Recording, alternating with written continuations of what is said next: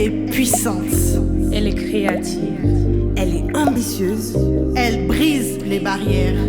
Elle redéfinit les règles. Elle inspire des générations. Bienvenue dans le podcast qui célèbre les femmes noires. Des histoires authentiques. Des parcours impressionnants. Parce qu'elles méritent qu'on l'écoute. Ici, c'est la voix des reines. Bienvenue sur Élégance au leadership. Bonjour tout le monde, bienvenue dans Élégance au leadership, le podcast des femmes noires. Aujourd'hui, c'est notre premier épisode, je suis vraiment très contente. Et pour ça, j'ai une invitée vraiment spéciale. C'est une psychothérapeute agréée en Ontario qui va répondre à quelques questions sur tout ce qui touche notamment à la confiance, mais surtout à ce que c'est la psychothérapie. Tout le temps, on est là, oui, non, j'ai besoin de voir une psychologue, j'ai besoin de voir une psychothérapeute. Ça veut dire quoi? Donc, je vous présente Mélissa. Mélissa, est-ce que tu peux te présenter un petit peu?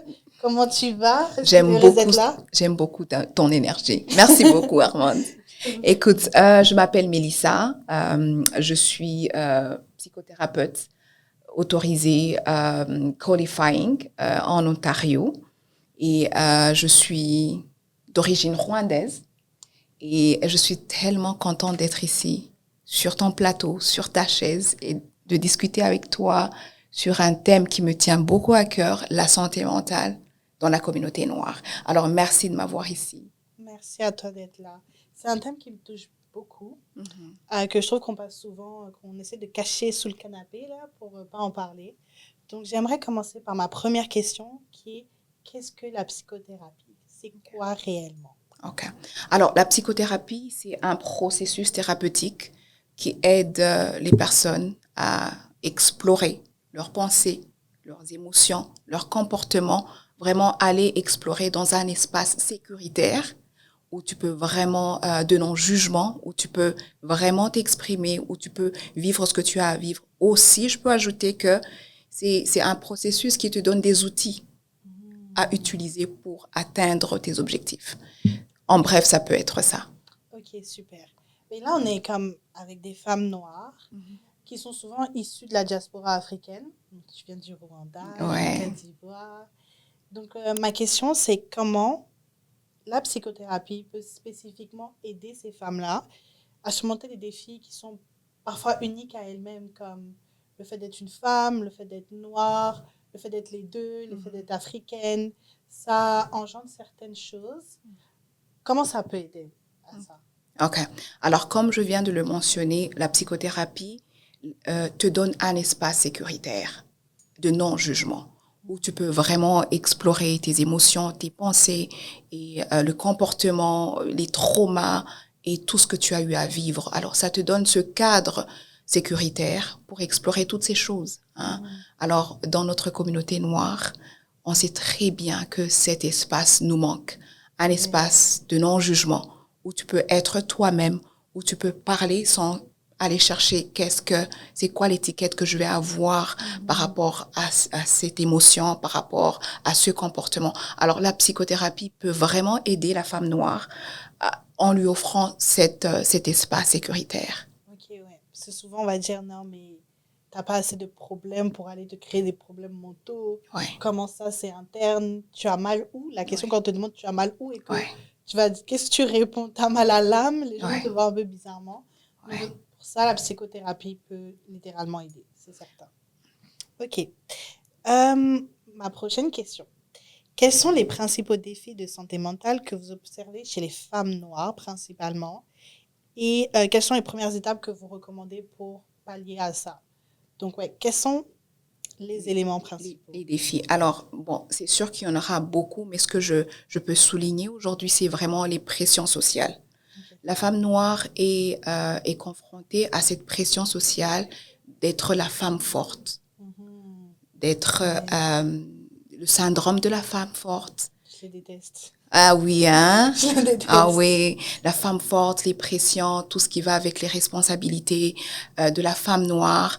Alors, il y a tous ces défis, sans oublier aussi le racisme et la discrimination. Si je parle un peu de la discrimination, je dirais aussi ce concept de l'intersectionnalité, du racisme vis-à-vis de la femme noire. Ça veut dire quoi? Ça veut dire c'est ce concept qui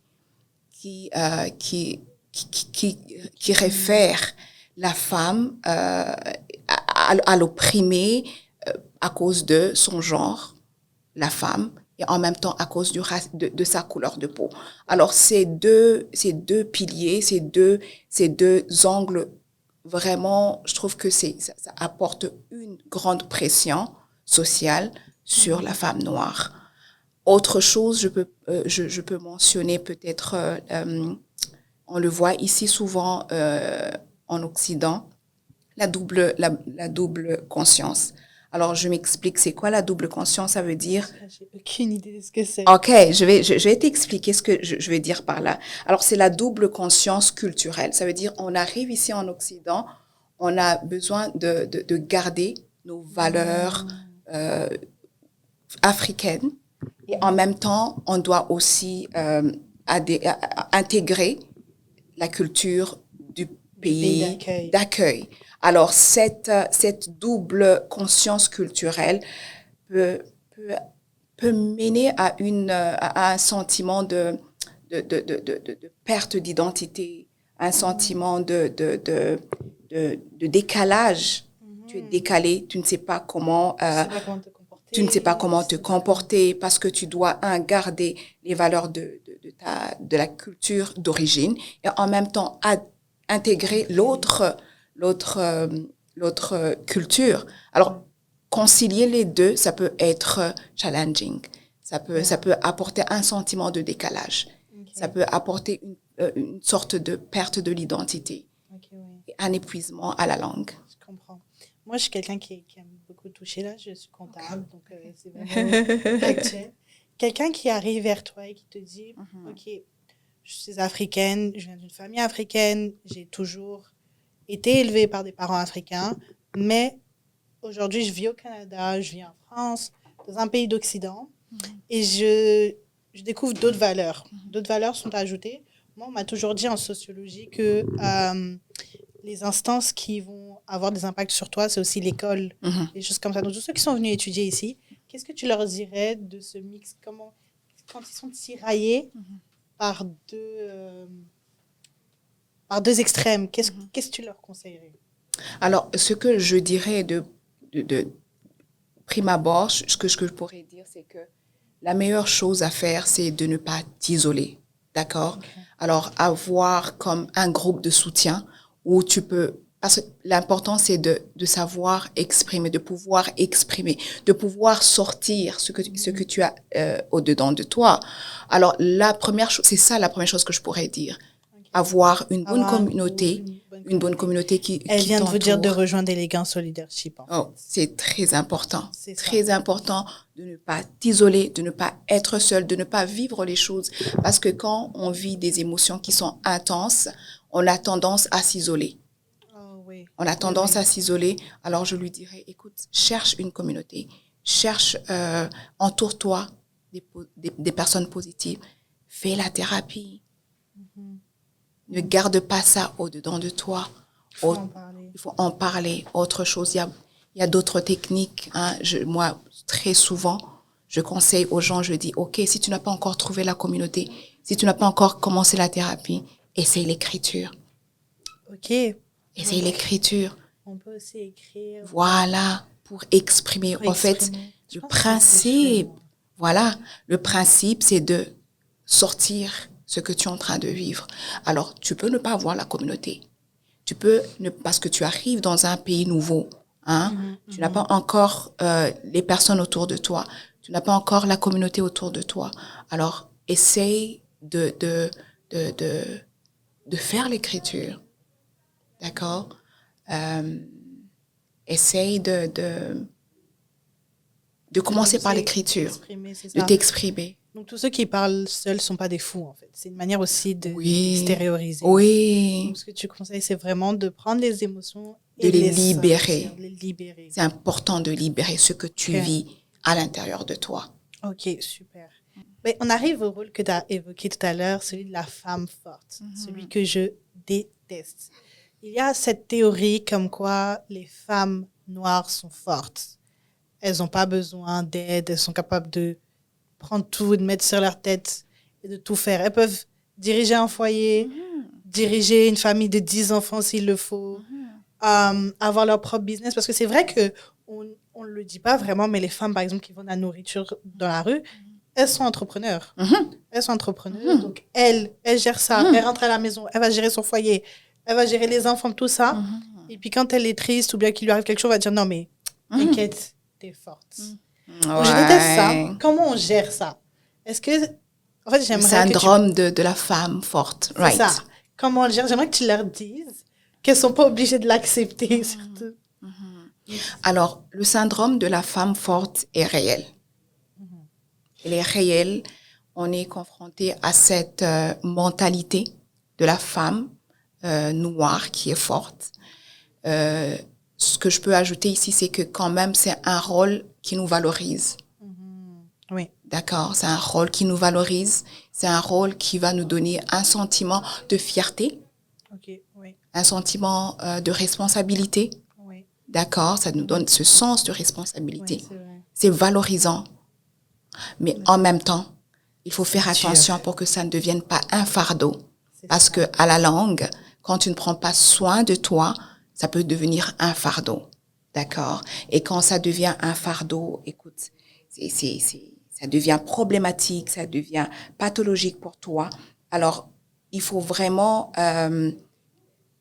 moi je dis souvent, remplir ton réservoir. OK. D'accord? Remplir ton réservoir. Qu'est-ce que ça veut dire? Remplir ta coupe. Tu sais, j'aime souligner le fait que il est important quand tu as toutes ces responsabilités autour de toi. Qu'est-ce que toi tu fais pour prendre soin de toi? Quels sont les auto-soins? On appelle ça les auto-soins que toi tu fais pour remplir ta coupe. Je suis en train de réfléchir au mien là et je crois que la coupe est vide. Ah ouais, tu sais, c'est là où quand ta coupe est vide, c'est là où tu tombes dans ce syndrome de vouloir paraître forte, sans faille. Écoute, est-ce qu'on peut normaliser que on peut de temps en temps ne pas avoir cette force? Oui, je pense que c'est important parce que souvent on a cette idée que je vais y arriver. Je vais y arriver, je vais tout faire. Je discutais avec ma tante la dernière fois et elle me disait que sa vie ne lui appartient pas parce qu'elle gère un business. Son mari est entrepreneur aussi. Mais en réalité, quand tu es mariée et que ton mari est entrepreneur, ça fait toi l'entrepreneuse de son entreprise aussi. Donc, tu gères 2 entreprises, plus les enfants, la maison et tous les petits à côté. Bah, au final... Et ça, c'est ce que j'allais dire, l'un de ces défis que la femme noire rencontre, c'est le sacrifice de soi. À la longue, plus on a besoin de prendre soin de nos familles. Et c'est bien, on va le faire, d'accord? Et puis, de nos jours, la femme noire, la femme ne peut plus seulement s'occuper de la maison. Non, ça marche plus comme ça. Ça marche plus comme ça. On doit aller être des professionnels. On doit aller à la recherche de nos patients. On va poursuivre nos patients. Alors, toutes ces choses sont des choses qui tombent sur les épaules de la femme noire. Hein? Alors, tous ces défis de sacrifice de soi, hein? Le rôle qui valorise beaucoup l'endurance, le sacrifice et l'endurance. Alors, toutes ces choses-là sont des choses qu'il est important, et c'est pour ça que moi, j'aime beaucoup votre vision, de dire, écoute, est-ce qu'on peut s'asseoir et parler de toutes ces choses qu'on vit dans notre quotidien? Est-ce qu'on peut normaliser le fait que, est-ce qu'on peut redéfinir ce que c'est la force? Oui. Quand on parle de la femme noire qui est forte, le syndrome de la femme forte, est-ce qu'on peut maintenant, parce que de nos jours, on a besoin d'être cette maman, on a besoin d'être cette professionnelle, on a besoin d'être une sœur, on a besoin d'être disponible pour la communauté, surtout dans notre diaspora africaine. Ça, et tu pour comprends? celles qui font l'église Ou l'église aussi. Il y a tout ça qu'il faut participer. Si tu participes pas, c'est mal vu. Mais Voilà. t'étais où dimanche? Voilà. Alors, tous ces rôles, pour moi, je trouve que sont des rôles qui nous valorisent en tant que femmes africaines. Ça nous donne un sens de fierté. Cependant, il est important qu'on sache que ça peut être un fardeau. D'accord? Alors, comme tu disais, ta tante qui se sacrifie peut-être, Ouais. tu vois. Et ça ressemble beaucoup à une femme noire. Le sacrifice de soi. D'accord? Mais maintenant, qu'est-ce que toi tu fais pour remplir ta coupe? Si on reste dans ce principe de se dire, qu'est-ce que moi je vais faire pour remplir ma coupe? Quand ma coupe est déjà remplie, je suis capable maintenant d'aller bien servir ma famille. Je peux aller bien servir ma communauté. Parce que ma coupe est pleine. J'ai de quoi donner. Ok. C'est comme, mais moi je suis chrétienne, mais je pense à ce passage qui dit que la charité bien faite commence par soi-même. Oh oui. Donc c'est un peu ça en fait. Je peux t'ajouter même quelque chose. Oui. Qu'est-ce que Dieu nous a demandé? Aime ton prochain comme tu t'aimes toi-même. Alors, il faut faire attention. Parfois, on s'aime pas comme il le faut. Ouais. Quand je ne suis pas capable de m'aimer comme il le faut, quand j'ai beaucoup de toxicité à l'intérieur de moi, qu'est-ce que je vais donner? La toxicité. Voilà. Ok. Donc, la première étape pour vaincre ce syndrome, c'est notamment de s'aimer. Donc, aimez-vous d'abord, et puis ensuite, cherchez à aimer les autres, cherchez à aller aider vos communautés, à vouloir être une mère, à vouloir être une femme, à vouloir être une professionnelle. Ce qu'on dit, c'est pas que c'est impossible, c'est juste qu'il faut admettre des fois que tu n'as pas le plein potentiel pour tout faire à tout temps. Tu as 100% dans ton vase, tu peux pas donner 100% à tout le monde. Faut partager, et par moments, le partage doit se faire de façon déséquilibrée, en commençant beaucoup par toi et un petit peu pour tout le monde. C'est bien ça? Oui. Ok. Voilà, l'une des questions, c'était surtout la gestion des émotions dedans. Est-ce que tu as des stratégies ou des exercices que tu conseilles, notamment quand tu as des séances, pour les aider à exprimer leurs émotions de manière saine? L'un des éléments que moi j'ai remarqué, c'est que souvent, là, je vais me mettre un peu à nu, mais quand je suis frustrée, je suis énervée, comme aujourd'hui, il m'est arrivé des choses, ça m'énervait, j'ai tendance à remettre sur la première personne qui arrive vers moi. J'arrive pas comme à process. Donc, est-ce que tu as des exercices pour que la femme forte que je suis puisse gérer mes émotions avant de le jeter sur la première personne qui passe? Ouais. Et puis, j'aime ce que tu viens de dire. Quand je t'entends dire ça, c'est comme la femme forte que je suis. C'est comme you embrace. Yeah, je le prends. You embrace ça, tu fais tes responsabilités, tu joues ces rôles qui sont valorisants. Mais maintenant, comment est-ce que toi, tu vas faire pour remplir ta coupe? Alors, si je vais donner quelques peut-être techniques assez concrètes, pratiques, que peut-être tu peux intégrer, on peut intégrer, et que moi-même j'intègre, il faut prendre le temps de prendre des petites pauses dans la journée. Ok. Donc, parce que prendre du temps pour soi ou de nos jours, notre société est tellement rapide. Tout est tellement rapide. Alors, il est important on ait cette conscience de se dire, écoute, je vais commencer à prendre des petites pauses dans la journée, d'accord? De dire, écoute, même quand je mange, prends le temps de bien mâcher. Prends le temps quand tu bois. Moi, par exemple, j'aime du café, j'aime le soleil. Alors, je vais me mettre quelque part où je vais sentir le soleil et boire mon café. Ça peut être 10 minutes, mais je sais que je suis en train de me ground, de m'ancrer dans le moment présent. Ok. D'accord? Donc, prenez des pauses avec quelque chose que vous aimez. Avec quelque chose que tu aimes. C'est ça. Moi, c'est le thé à la vanille. Donc, un petit thé à la vanille. Pas en courant. En courant. Tu peux prendre ton thé en courant, en faisant, je sais pas, tu es devant une vraie pause. Une vraie pause. Je pense que tu as lu au moins parce que je me voyais déjà en train de courir avec. C'est bon, une vraie pause. Ouais. Mais c'est certain que souvent on a l'impression que j'ai trop de choses à faire, mais en soi t'es pas efficace si tu prends pas une pause pour te. J'aurais dû faire ça aujourd'hui. Ouais. Et puis, le danger dans tout ça, c'est que à long terme, tu es brûlé, tu te brûles. Tu es brûlé là-dedans. Hein. Alors, une autre chose, j'ai déjà parlé de l'écriture.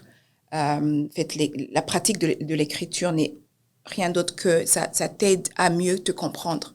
L'écriture est vraiment écrire tes pensées, tes émotions. Ça t'aide à mieux te comprendre et à libérer. Alors, c'est ça le principe. Si on veut vraiment apprendre à bien exprimer nos émotions d'une façon saine, apprenons à les comprendre et à bien les libérer. Ça veut dire, je m'assois, je prends le temps je me pose la question de savoir comment est-ce que je me sens en ce moment et pourquoi est-ce que je me sens comme ça. D'accord? Écris-le. Hein, être dans l'écriture. Ok. D'accord? Parce que tu verras, à la langue, sont des pratiques qui sont tellement anodines que tu peux te dire, écoute, ça va pas aider. Ça va pas m'aider. Mais à la langue, tu vas te rendre compte que tu commences à te comprendre mieux. Tu te comprends mieux dans tes émotions, dans ta façon de penser et tu libères. Autre chose que je peux mentionner, c'est comment est-ce que tu peux apprendre à canaliser les émotions à travers l'art et la créativité. Ok. Donc, je sais que la plupart des personnes qui vont écouter ce podcast, c'est vraiment, d'après ce que tu m'as dit, c'est vraiment une génération assez jeune, assez qui est beaucoup plus dans la créativité et toutes ces choses. Alors moi, je dirais, essaye de canaliser tes émotions. Par exemple, la colère. Si je donne un exemple, la colère, c'est vraiment de l'énergie. Ok. C'est l'énergie. C'est l'énergie qui est au-dedans de toi. Il faut la faire sortir. Alors, comment est-ce que tu peux la faire sortir d'une façon saine? D'une façon saine. Je pense que c'est le mot-clé, d'une façon saine. D'une façon saine. Je sais pas. À travers l'art. À travers la créativité. D'accord? Prendre le temps de poser et de remarquer, qu'est-ce que je suis en train de vivre à l'intérieur de moi? Ça peut être cette colère. Alors, quand tu es en colère, tu as beaucoup d'énergie en toi.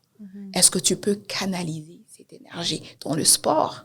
Oh, c'est à ça que j'étais en train de penser. Est-ce que, voilà. Les gens qui font de la boxe, tous ces sports de combat aussi, est-ce que c'est une manière de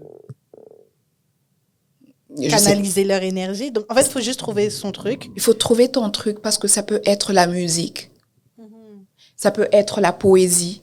Ça peut être beaucoup de choses. Hein? Mais le principe est le même. Comment est-ce que je peux canaliser mes émotions qui sont inconfortables, les canaliser à travers l'art et la créativité? Ok. Donc, mesdames, cherchez comment canaliser vos émotions. On a parlé de l'art, du sport, de l'écriture et de la communication aussi saine. Donc, tout ça, c'est des moyens que vous avez de pouvoir partager vos émotions, mais surtout les libérer. La partie la plus importante. OK. Alors, si je peux ajouter autre chose que je tiens beaucoup à souligner parce que elle me tient beaucoup à cœur et c'est quelque chose que je remarque dans notre communauté, c'est d'avoir un dialogue à l'intérieur de toi qui est sain. Comment est-ce que tu te parles? Quels sont tes messages qui sont à l'intérieur de toi? Tu sais, dans notre communauté africaine, moi, je sais très bien. Maintenant, je suis capable de dire, écoute, je sais quand j'entends quelque chose, ça vient de ma tante, ça vient de ma mère, ça vient de quelque chose, ça vient de quelque part, tu vois. Oui. Alors, est-ce qu'on peut développer un dialogue interne qui est bienveillant? Est-ce qu'on peut apprendre, nous les femmes noires, on peut apprendre à corriger certaines choses? Ça peut être corrigé. Peut-être que tu as vécu dans une dynamique familiale qui est toxique. Peut-être que tu as vécu des événements traumatiques, d'accord? Peut-être que tu n'as pas... Écoute, tu as vécu beaucoup de choses. Comment est-ce que tu peux être consciente du dialogue interne que tu as? OK. Maintenant, commencer à te valider. Commencer à t'affirmer. Commence à être bienveillante envers toi-même. Ça, c'est compliqué. Parce que tu dis que tu as réussi, ça t'a pris combien de temps pour... Alors, tout commence par la prise de conscience. C'est ce que je dis souvent. Je dis, écoute, c'est très important d'avoir la prise de conscience. De te dire, écoute, j'identifie, je remarque, tu vois, j'observe que j'ai ce pattern, j'ai ce schéma de pensée. Ma pensée automatique m'amène à m'auto-critiquer. OK. Parce qu'au fait, ça vient d'un schéma de très lointain. J'ai beaucoup reçu de critiques. Alors, c'est cette façon que je connais. Et c'est ainsi que moi-même, je vais me parler. D'accord? Alors, ça commence par cette prise de conscience. Totalement, je comprends ce que tu veux dire. De dire, oh, pose un peu, regarde, observe, comment est-ce que je me parle moi-même. Wow. Parce que je ne peux pas être dans l'autocritique à tout moment et penser que je veux... Il y a un autre mythe à part la femme forte, la femme noire, la femme forte. Il y a aussi la femme en colère. Oh, je les déteste encore plus, celui-là. La femme noire, toujours en colère. Toujours en colère. Tu peux même jamais t'énerver parce qu'on va dire, oh, mais vous êtes tout le temps en colère. Vous êtes tout le temps en colère. Et je pense que notamment... Ça vient de quelque part. Et je sais pas si tu as regardé la série Murder, How to Get Away with Murder. Je suis pas très bonne dans les séries. C'est une avocate noire qui passe à travers beaucoup de choses. Mais la série, elle est souvent comme face à des situations vraiment stressantes. Et elle a un comportement de femme forte. Elle pleure seulement quand la porte est fermée. Mais dans l'émission, tout le monde la juge pour ça. Mais comment tu peux réagir? Comment tu peux aller au travail alors que ton mari vient de mourir? Comment tu peux? Et puis souvent, les gens sont comme, ouais, mais elle est tout le temps énervée. J'ai vu des messages, tu sais, comme, oui, c'est une femme noire énervée, c'est une femme noire. Et je me dis, mais est-ce qu'on a le droit d'être une femme, d'être noire et de faire ce qu'on souhaite? Ce mythe-là, comment tu fais pour le casser?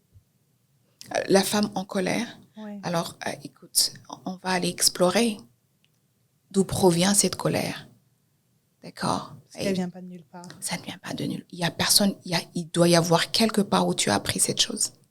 Où est-ce que tu as appris cette chose? Alors, quand on commence à être consciente de notre dialogue interne, dialogue interne, être consciente de qu'est-ce qu'on entertain à l'intérieur de nous.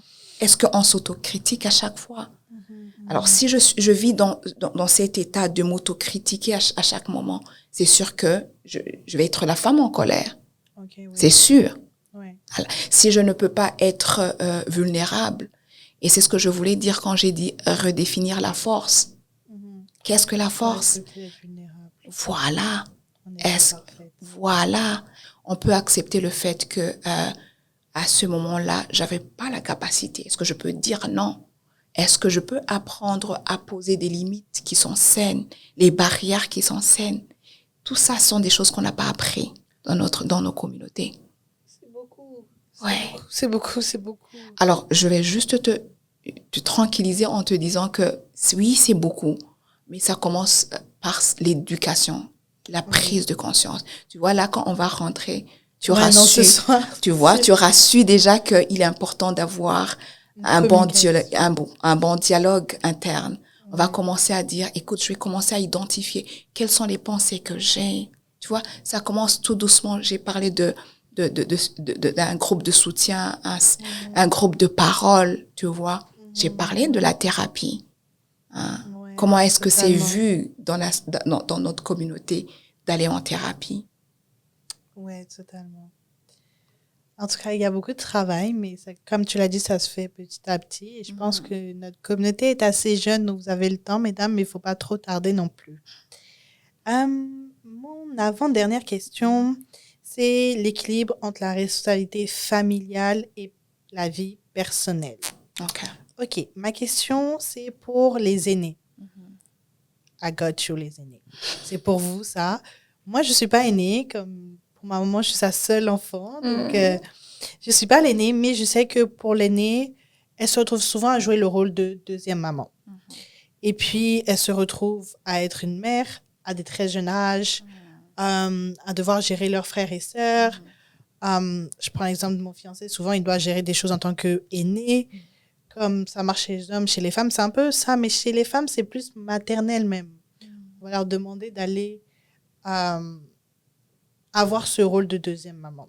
Donc, ma question est, quels conseils pouvez-vous leur donner pour trouver un équilibre entre les responsabilités familiales et leur vie personnelle? Et comment peuvent-elles se créer un réseau de soutien efficace? Donc, comment elles gèrent cette vie de mère d'un côté et de l'autre, jeune fille, jeune femme qui veut comme se créer et tout ça. Je pense que c'est le troisième, souvent les femmes noires en colère, la femme forte, puis la femme qui est forcément maternelle aussi.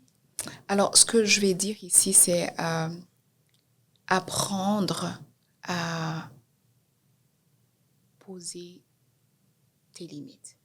Poser des limites. Alors, je le dis doucement Oui, pour que ça entre. Parce que c'est quelque chose que je parle très souvent et c'est quelque chose que j'essaie de pratiquer. Tu sais, la femme noire, on nous a pas appris à dire non. Et il y a quelqu'un que j'ai entendu quelque part, je me rappelle pas, ça disait que quand tu dis non, tu dis oui. Quand tu dis non à quelque chose, tu donnes l'opportunité à autre chose, à dire oui à autre chose. Alors, il est important de savoir créer et bâtir des limites qui sont saines. Savoir dire non, savoir déléguer, d'accord? Savoir déléguer, savoir dire écoute, je suis fatiguée. Dire admettre qu'on est fatigué. Et ça commence par vraiment être aligné avec soi-même, s'écouter, apprendre à s'écouter, à se connaître, ne pas attendre à être brûlé, d'accord? Ouais. Alors, ce que je peux dire pour les femmes qui jouent ce rôle de deuxième maman, je vais commencer par leur dire que c'est vraiment un rôle gratifiant. Oui, c'est vraiment un rôle qui est valorisant. Hein? On les voit, vous les aînés. Les aînés, les deuxièmes mamans, on vous voit, we see you. Et puis, c'est vraiment, c'est valorisant, d'accord? Maintenant, est-ce qu'il est important maintenant d'apprendre à faire des barrières, apprendre à prioriser selon les valeurs, selon les choses qui te tiennent à cœur et dire non. Et puis, autre chose, c'est vraiment apprendre à prendre du temps pour soi-même. En fait, je pense que la clé, c'est comme penser à soi. Remplir le réservoir. Son réservoir d'abord avant d'aller. Oui. Mais je me pose la question parce que, bon, on est tous un peu africains, on a tous un peu la même culture. Dire non, c'est pas facile en Afrique. Pas du tout. Et ça peut être même reçu de façon très dure. Ouais. So, pour toutes ces femmes qui vont essayer de dire non et que ça sera très dur, est-ce que tu aurais un petit conseil?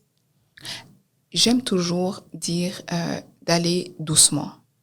Okay. Ne pas forcer les choses. Alors, je ne suis pas là pour te dire de commencer à dire non à tout le monde.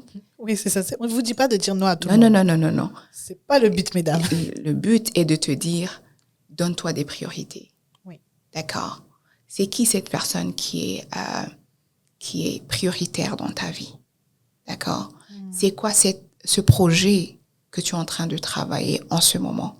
C'est quoi?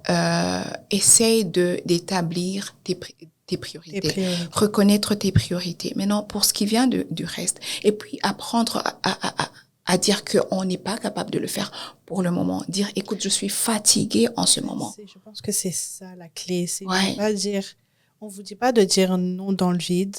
C'est d'admettre que, par exemple, aujourd'hui, j'ai pas la capacité. J'ai pas la capacité de garder mon petit frère parce que je suis épuisée. J'ai peur de m'endormir même en le gardant, ce qui pourrait être même plus dangereux. J'ai pas la capacité d'aller à l'autre bout de la terre pour aller le chercher, pour aller faire ceci. Et ça peut paraître égoïste, mais sais pas, j'ai vu ça quelque part sur Instagram qui disait l'égoïsme sain. C'est comme, c'est de l'égoïsme, mais c'est sain pour toi. Comme qu'il faut apporter quelque chose qui te permet à toi de te sentir mieux. Donc, mesdames, sachez dire non. C'est pas un non, je veux pas. Ça peut être un non plus tard. Oui. Ça peut être un non pas maintenant ou un peut-être un peu plus tard. C'est pas un non définitif, mais c'est certain qu'il faut comme poser des bases et penser à soi, remplir son réservoir d'abord. Ouais. Très important. Et puis, organiser aussi du temps pour les activités plaisantes. Ça aussi, ça remplit notre couple. Ça remplit le réservoir. Alors, toutes ces choses, être consciente que tu as besoin de faire quelque chose pour remplir ton réservoir. OK. Ma dernière question, c'est sur la stigmatisation de la psychothérapie. Est-ce que déjà tu vois beaucoup de personnes noires? Je ne sais pas si tu as le droit de le dire, mais est-ce que tu en vois beaucoup? Oui, j'en vois. Mais je vais te donner, par exemple, mon expérience. Une fois, je vais voir une psy et tout ça. Quand je rentre, quand je quitte, je rencontre des amis. Ce n'est même pas des amis, ce sont vraiment des gens de la famille, mais lointaine. On va dire, OK, oh, tu viens de cette dame? Je dis oui. Oh, c'est quoi? Tu as quel problème? Oh, c'est quoi? Qu'est-ce qui se passe? Tu vois? Et sincèrement, j'étais en train de travailler sur ma stabilité. Ça n'avait rien à voir avec un problème actuel. J'avais pas de problème actuel, mais j'étais en train de travailler sur ma stabilité. En fait, sur un objectif. C'est ça. J'ai l'impression que souvent, les gens ont l'impression que la psychothérapie, c'est quand tu as un problème mental. Mais c'est pas forcément le cas. Et surtout, il faut différencier un problème mental et comme une maladie mentale. Voilà. Il y a deux éléments différents. Et en plus, des fois, c'est peut-être même pour t'améliorer que tu as besoin de quelqu'un. Les psychothérapeutes, je vois aussi comme des coachs de vie d'une certaine manière parce que vous emmenez comme à se libérer de quelque chose pour aller de l'avant dans la vie. Oui, on peut travailler avec à une personne qui veut travailler sur ça. Oui, ça aussi, on le fait. Ouais. Du coup, ma question, avant que je l'oublie, c'est plus en termes de communauté. Comment la communauté elle-même peut offrir plus de soutien émotionnel et réduire les pressions sociales? Je vais comme synthétiser ça. C'est comment nous, en tant que société, en tant que communauté africaine, en tant que communauté noire, en tant que communauté de femmes noires, on peut soutenir celles qui souhaitent aller dans ce sens-là et aussi enlever cette pression sociale que tu racontais tout de suite. Tu es allé voir un psychothérapeute et puis là, on te dit « Oh, tu as quel souci ?» Qu'est-ce qu'on peut faire pour ça? OK. Alors, je vais commencer par, là, si j'ai bien compris la question, qu'est-ce que les leaders peuvent faire pour aider? Qu'est-ce que ces jeunes femmes peuvent faire pour permettre à ce qu'on puisse aider tout le monde à aller voir un psychothérapeute? Je pense que même ça devrait être obligatoire de voir un psychothérapeute. Ça devrait être obligatoire. Le dis souvent. Tu sais, j'advocate beaucoup pour la thérapie, surtout les femmes noires dans la diaspora. Ouais. Parce que, comme on l'a dit plus tôt, il y a beaucoup de choses. Il y a un mélange, on doit intégrer même cette mentalité, les valeurs culturelles, les deux en même temps, qui sont tellement opposées. Alors oui, je pense que tout le monde devrait faire Mais, entre-temps, si tu n'as pas encore commencé la thérapie, je peux dire comment est-ce qu'on peut créer des espaces sécuritaires pour la communauté. Hein? Là, je pense au groupe de parole. Oui. Comment est-ce qu'on peut créer cela? C'est ça. Et là, je vais faire un petit partage de Safe Play Zone qui font des groupes de parole entre femmes, entre hommes, justement pour évoquer ça. On leur fait un petit coucou. Oui. Alors, c'est très important. Ouais. C'est tellement thérapeutique. C'est tellement thérapeutique. Ça aide. Et puis, écoute, parfois, on n'a pas les moyens d'aller voir un psy. Ça prend quand même de l'argent. Un petit jeton. Alors, moi, je dirais aussi autre chose. Est-ce qu'on peut penser dans le sens que on trouve du temps pour aller au resto? Je dis souvent ça. On va au resto, hein, et on va se prendre du poids et tout ça, et puis après, on va regretter plus tard. Alors, comment est-ce qu'on peut apprendre, normaliser, investir dans notre santé psychologique? Okay. Moi, je le vois comme un investissement que tu fais sur toi-même. Alors, si on revient à la question, les leaders, qu'est-ce qu'ils peuvent faire? Vraiment, créer plusieurs groupes de parole. Il n'y en a pas beaucoup. Je trouve qu'il n'y en a pas beaucoup. Il n'y en a pas beaucoup. Créer ces groupes de parole, ça c'est un. Autre chose, vraiment encourager les leaders, l'éducation, éduquer. Hein? Est-ce qu'on peut éduquer la communauté? On peut vraiment toucher, normaliser les discussions qui sont difficiles. Oui, totalement. Hein? Les discussions qui sont difficiles, on peut les normaliser. On peut donner place à ces sujets, à ces discussions difficiles. D'accord? Mais je vois beaucoup plus la création des espaces sécuritaires, des groupes de parole. Okay. Ça, c'est quelque chose qui peut être... Espaces de sécuriser. Oui, et puis dépendamment du groupe d'âge, parce que tu sais, parfois, l'âge... vient en considération les intérêts. Hein? Mes intérêts sont différents de tes intérêts. C'est ça. Et puis, ce que je vis peut être différent de ce que toi, tu vis. Oui. Alors, il y a plusieurs thèmes qu'on peut vouloir aborder dans ces groupes de parole. Alors, faire espace, créer des espaces qui favorisent ces discussions. Cette dynamique-là. C'était ma dernière question, mais on a permis comme à nos membres de pouvoir choisir une question. Donc, si tu me permets, je vais choisir la question finale. Oula, on dirait que je pense que ton métier passionne parce que j'ai beaucoup de questions, mais on va aller sur celle-là. Comment gérer ses émotions? Alors, la dame nous dit pour quelqu'un avec une condition genre manie. Je pense que c'est pour maniaque. Mais je pense qu'on va comme parler de la première partie, c'est comment gérer ses émotions. Ça, on l'a un peu évoqué. Est-ce que tu veux comme terminer ça? Donc, c'était une question d'Emmanuel. C'est ce qu'on a choisi. OK.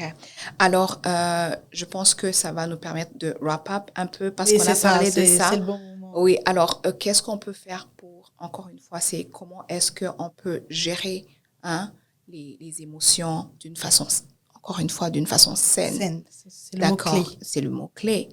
Alors, ce que je dirais, c'est le principe. Si on garde le principe dans la tête, ça va aider.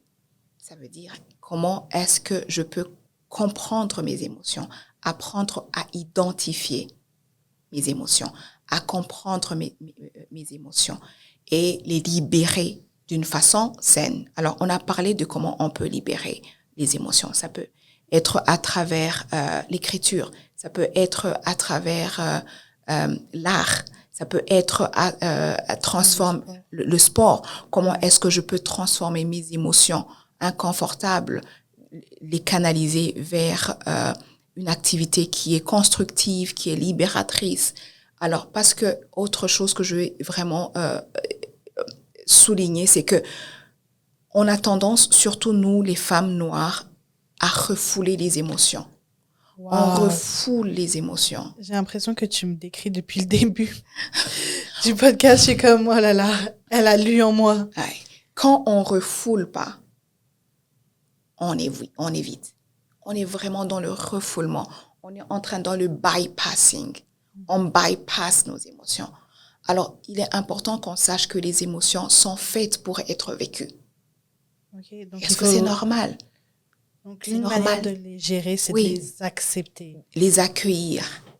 Okay. Accueillir mes émotions. Ne pas vouloir les refouler, ne pas vouloir les éviter.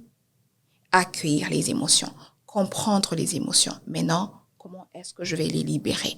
Comment est-ce que je vais les exprimer? Ça sont des choses qu'on apprend avec le temps. Mais là, autre chose que j'avais pas mentionné, la méditation, la pleine conscience. D'accord? Okay. La pleine conscience. Comment ça marche, la méditation? Je vais t'expliquer. Tu m'as dit que toi, tu es chrétienne. D'accord? Je suis chrétienne aussi.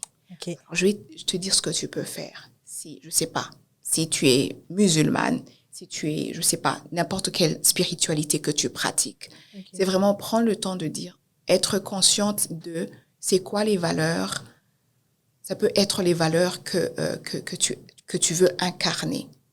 C'est prendre le temps de te poser, d'accord? Ok. Et d'être consciente du moment présent. De te dire, écoute, ça peut être, je sais pas, ça peut être toi qui as dit que tu es chrétienne. Ça peut être un verset que tu peux prendre. Hein? Il y a plusieurs versets que tu peux prendre et t'affirmer avec et vraiment comprendre ça. Mais vraiment, aller dans beaucoup plus s'ancrer dans le moment présent. Méditer sur quelque chose, méditer sur des mots d'affirmation. On les appelle les mantras.